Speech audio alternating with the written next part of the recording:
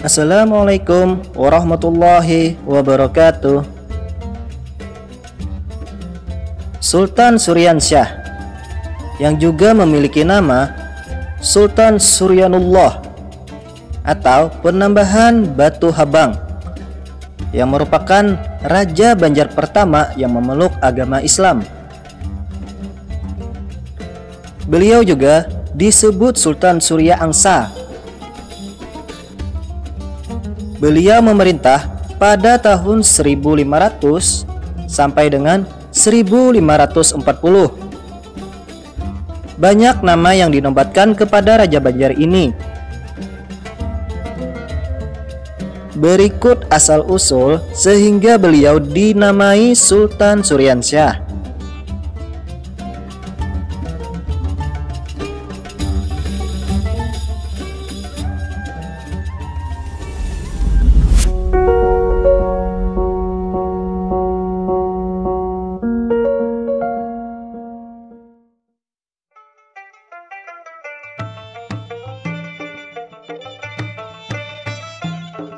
Sultan Suryansyah juga disebut Pangeran Jaya Sutera atau Jaya Samudra, yang merupakan Raja Banjar pertama sekaligus Raja Kalimantan pertama yang bergelar Sultan, yaitu Sultan Suryanullah. Gelar Sultan Suryanullah diberikan seorang Arab yang pertama datang ke Banjarmasin. Setelah mengangkat sultan ini mendapat gelar Anumerta, penambahan Batu Habang atau Susuhunan Batu Habang, yang dinamai berdasarkan warna merah atau habang pada batu bata yang menutupi makamnya di kompleks Makam Sultan Suryansyah di Kelurahan Kuin, Kecamatan Banjarmasin Utara, Kalimantan Selatan. Nama lahirnya adalah Raden Samudra. Kemudian ketika diangkat menjadi raja di Banjarmasin oleh para patih atau kepala kampung di hilir Sungai Barito, kemudian ia memakai gelar yang lebih tinggi, yaitu Pangeran Samudra atau Pangeran Jaya Samudra. Menurut naskah cerita turunan Raja-Raja Banjar dan Kota Waringin alias Hikayat Banjar Resensi 1, Sultan Suryanullah merupakan keturunan ke-6 dari Lambung Mangkurat dan juga keturunan ke-6 dari pasangan Putri Junjung Buih dan Maharaja Suryanata. Maharaja Suryanata dijemput dari Majapahit sebagai jodoh Putri Junjung Buih yang merupakan saudara angkat Lambung Mangkurat. Sultan Suryanullah juga merupakan keturunan ketiga dari Raden Sekar Sungsang. Selain itu, gelar lainnya yang dipakai adalah Suryanullah atau Matahari Allah. Selanjutnya, Sultan-Sultan Banjar memakai kata Allah pada nama belakangnya, sedangkan nama belakang Syah tidak pernah digunakan lagi oleh penerusnya.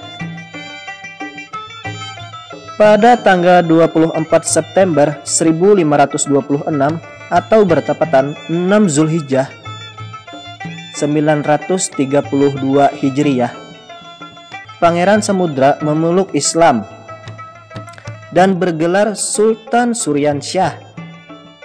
Tanggal inilah yang dijadikan hari jadi kota Banjarmasin. Raden Samudra adalah putra dari Putri Galuh beranakan Ratu Intan Sari, yaitu putri dari Maharaja Sukarama dari Kerajaan Negara Daha. Dan nama bapaknya adalah Raden Mantri Alu, keponakan Maharaja Sukarama. Nama Suryansyah sering dipakai sebagai nama anak laki-laki pada suku Banjar. Legitimasi politik yang muncul bagi masyarakat Banjar bahwa seorang raja atau calon pengganti raja mestilah putra tertua raja yang lahir dari ibu yang juga berdarah raja, atau istilahnya putra Gahara. Hal ini mengacu pada pasangan Suryanata dan Putri Junjung Buih sebagai idealisasinya.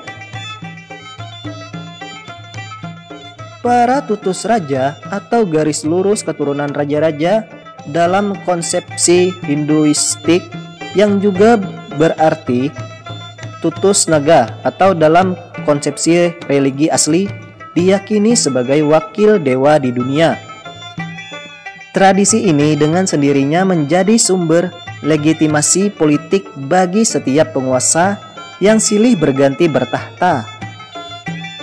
Meskipun Kesultanan Banjar yang muncul pada abad ke-16 adalah kerajaan Islam, namun tradisi politik yang diwariskan dari masa negara Dipa ternyata tetap kuat mewarnai proses suksesinya.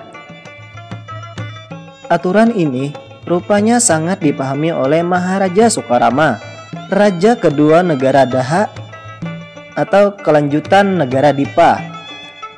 Diceritakan dalam Hikayat Banjar, raja ini mempunyai 4 orang istri dan 4 orang putra dan 1 orang putri.